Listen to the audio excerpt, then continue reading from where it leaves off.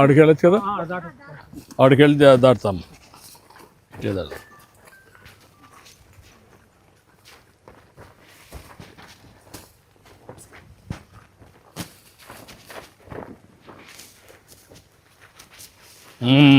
చాలా రోజులు అయిపోయి పొలాల్లో తిరిగి. చాలా బాగుంది, బాగా చేస్తున్నారు, చాలా బాగా చేస్తున్నారు, సంతోషం. ఇది ఒక స్ఫూర్తిదాయకంగా చేస్తున్నారు. అది నాకు కూడా ఒక మంచి అనుభవం, బాగా చేస్తున్నారు.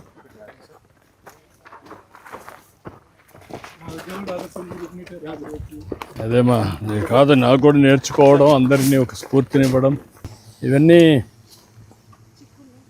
చిక్కుడమ్మా, ఇవన్నీ కూడా ఏమాత్రం ఎరువులు లేవు, ఏమి లేవు కదా. అదే మరి పెద్ద మందు కూడా కొట్టలేదు, నేచురల్గా వచ్చింది. ఎంత రేటుగా అమ్ముతున్నారమ్మా?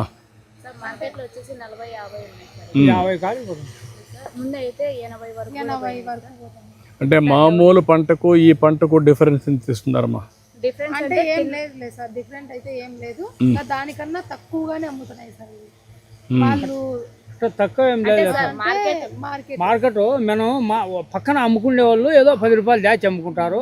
మనం మార్కెట్కి అయితే 10 రూపాయలు తక్కువతో పోయి కమిషన్. తిన్న వాళ్ళు తెలిసిన వాళ్ళు తిన్న తర్వాత మళ్ళీ వచ్చిన వాళ్ళు అయితే కొంచెం టేస్ట్ బాగుంది అట్లా అని చెప్తున్నారు కదమ్మా. ఇప్పుడు రైతు బజార్లో ఇది పెడితే అప్పుడు మీకు అందరికి చాలా ఉపయోగపడుతుంది కదా. కాన్స్టిట్యున్సీకి ఒక రైతు బజార్ పెట్టి ఆ రైతు బజార్లో పెడితే వాళ్ళు ప్రొక్యూర్ చేసి కావాలంటే అన్ని రైతు బజార్లకి నేచురల్ ఇదే పంట పంపించి అది చేస్తే చాలా వరకు ఉపయోగపడుతుంది కదా. నేను ఒకసారి వర్కౌట్ చేస్తాను.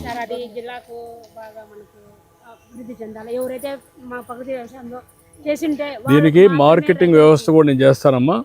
ఇదైనాక సర్టిఫికేషన్, ఇది ఏమిటంటే ఇది ప్రకృతి సేద్యంలో వచ్చిన పంట అని సర్టిఫై చేయడం, దానికి ట్రేసబిలిటీ, పలానూరులో పలానా సర్వే నెంబర్లో పలానా రైతు పండించాడు, ఆ రైతు యొక్క డీటెయిల్స్, దీనికి ఎరువు కొట్టలేదు, మందులు కొట్టలేదు, దానికి అవుట్కమ్ ఏంటంటే సర్టిఫికేషన్. అది చేసినప్పుడు ఏమొస్తుందంటే మీకు అందరికీ రేట్లు వస్తాయి, అది నెక్స్ట్ లెవెల్కి వెళ్తాం. నేను వర్కౌట్ చేస్తున్నానమ్మా, చేపిస్తాను. మీరు చాలా బాగా ఒక ఆదర్శంగా చేస్తున్నారు,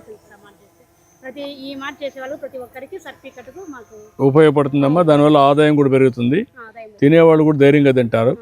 నేను వర్కౌట్ చేస్తాను. చాలా సంతోషం, గుడ్. మీ స్ఫూర్తి.